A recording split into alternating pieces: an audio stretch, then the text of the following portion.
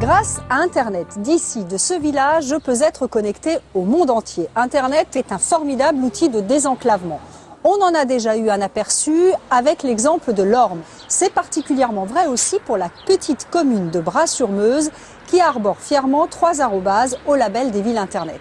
740 habitants, un réseau très haut débit et tout un panel d'outils numériques, preuve que même en race campagne, on peut être à la pointe de la technologie.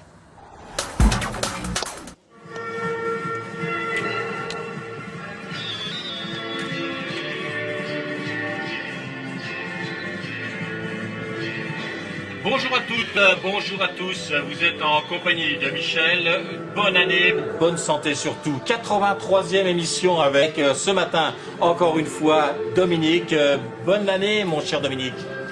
Bonne année mon cher Michel. Une émission de télé en direct, pourtant nous sommes à Bras-sur-Meuse, 740 habitants, son église bien sûr, sa mairie aussi, et depuis 3 ans, son studio de télévision, enfin de web télévision.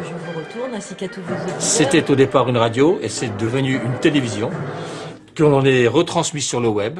Ici, pour cette émission, je n'ai pas peur de dire que j'ai des personnes de Nouvelle-Calédonie, de l'île de la Réunion, de toute la France qui regardent cette émission. Ça permet en fait de faire connaître tout le monde, les associations, effectivement, de faire connaître, de faire venir aussi peut-être pourquoi pas par la suite des hommes politiques pour qu'ils parlent en fait de leurs projets. Je pense que ça peut être intéressant puisque c'est interactif. Dans la pièce à côté, ambiance studieuse. Alors, aujourd'hui, comme c'est sur 2 séances, on va travailler ce qu'on appelle avec des zones préfaites, des zones de texte. Vous allez voir. Depuis 2010, la commune dispose du Numéripôle, un espace de formation aux nouvelles technologies qui rencontre un certain succès, notamment auprès des seniors. Les mecs, c'est pareil, ça veut prendre de la place. D'accord. Alors ça va être les pièces jointes qui vont être à l'intérieur. C'est-à-dire que souvent, c'est des personnes qui ne connaissent pas grand-chose à l'informatique. Et donc, on apprend sur différents supports, aussi bien la tablette, les ordinateurs, à les utiliser. Alors ça va vraiment dans tous les domaines, ça peut être aussi bien de l'internet, que de la photo, que de la bureautique. Les enfants l'ont offert, mais ils m'ont uniquement offert une tablette pour moi jouer aux cartes. Donc je joue aux cartes, mais depuis 2 mois, t'en as assez des cartes. Alors je me suis dit, je vais quand même aller voir, dégrossir un peu ça. Mais bon, je sais pas si je vais m'en souvenir, hein. Il y en a un par contre qui ne peut vraiment pas se passer du numérique.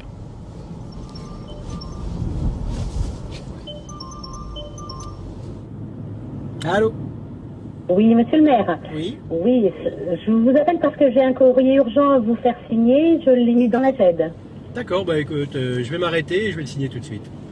Très bien, merci. Au revoir. Dans le signataire. Je mets le tampon.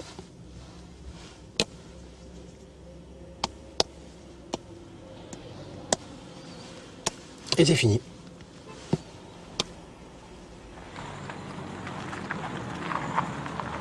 Quand j'ai été élu maire en 2001, je me suis vite aperçu que c'était quand même assez compliqué de passer tous les jours, signer les courriers, voir avec la secrétaire pour effectivement les mettre à la frappe. Donc là, moi, je me suis orienté complètement vers les nouvelles technologies et le numérique. Et aujourd'hui, 15 ans après, 14 ans après, je signe à peu près 90% de mes courriers à distance. En France, je pense qu'il serait bien que beaucoup plus d'élus soient issus du monde économique, du monde privé. Avec ce système, Julien Didry ne passe en mairie qu'une fois par jour. Ici, tout est numérique jusqu'au conseil municipal qui se tient autour de cette table connectée. 7 écrans reliés à un serveur, un investissement qui permet une meilleure information des élus, tout en réduisant de 90% la consommation de papier. Les élus ont accès à tous ces documents ici, mais les élus ont accès aux mêmes documents chez eux. Tout est synchronisé, c'est-à-dire que ça part du photocopieur de la secrétaire de mairie qui est connectée. Tous les documents, elle les met sous forme de gestion électronique de documents, justement, qui vont dans un espace sécurisé pour les élus. Et ces mêmes documents, on les retrouve le soir du conseil ici. Les décisions sont ensuite consultables sur Internet, mais à Bras-sur-Meuse, 80% de la population reçoit l'ordre du jour avant le conseil. Dans son salon, Maurice est conseiller municipal virtuel, pas un élu en fait, juste un citoyen impliqué dans la vie de sa commune. Pour chaque conseil, il pose des questions, formule des remarques avant le vote. Bras-sur-Meuse, c'est vouloir faire participer l'ensemble de la population la faire participer, la faire vivre. Et pour moi, c'est très important, quoi. C'est ce qui donne une vie au village. Et dans la vie courante aussi, tout le monde est connecté au coin de la rue, justement. Voici un citoyen vigilant. Je prends une photo parce qu'il y a une dégradation dans la commune. Donc avec le site, on permet de signaler les problèmes qu'on rencontre dans le village. Depuis un an, la commune teste une application pour smartphone. La requête arrive sur l'ordinateur d'un élu qui va décider des suites à donner. Ici, l'ordre de réparation est transmis au service technique. Bon, on va voir ce qu'on a à faire aujourd'hui. On a reçu un message sur notre portable. Alors, mobilier urbain, barrière tombée par terre. Alors, mobilier 9 rue de la Pruelle. Donc, on va aller voir. Hein.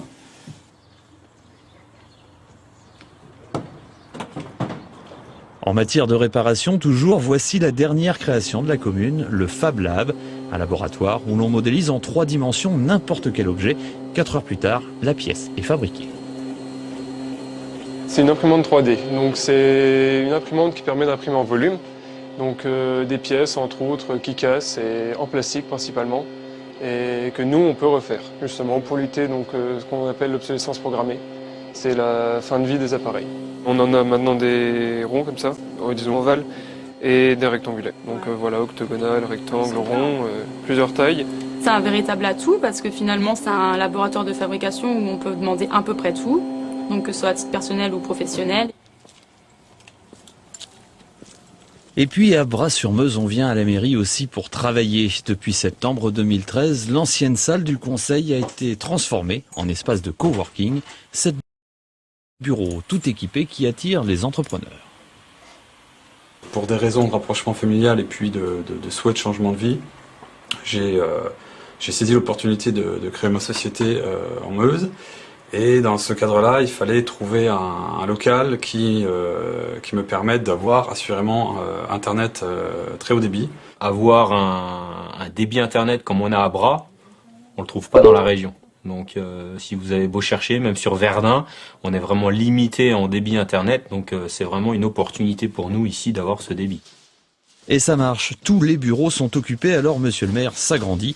Les surfaces inutilisées de la mairie deviendront bientôt 9 nouveaux bureaux. L'enjeu des territoires ruraux, c'est d'attirer, de maintenir aussi la population. C'est d'attirer de la population, c'est de maintenir de la population. Et je pense que, justement, dans ce changement sociétal actuel, où les gens sont en quête de qualité de vie, les territoires ruraux peuvent apporter cette qualité de vie, à condition de pouvoir travailler sur place. Et le secret de tous ces services, le voici, dans ce petit local, le répartiteur Internet qui fournit le très haut débit. Reste désormais à développer le réseau sur tous les territoires ruraux, un enjeu important qui pourrait justifier l'adoption d'une loi, comme pour l'arrivée de l'électricité en 1936. C'est à ce prix que les zones rurales pourront attirer emploi et population, à l'image de Bras-sur-Meuse.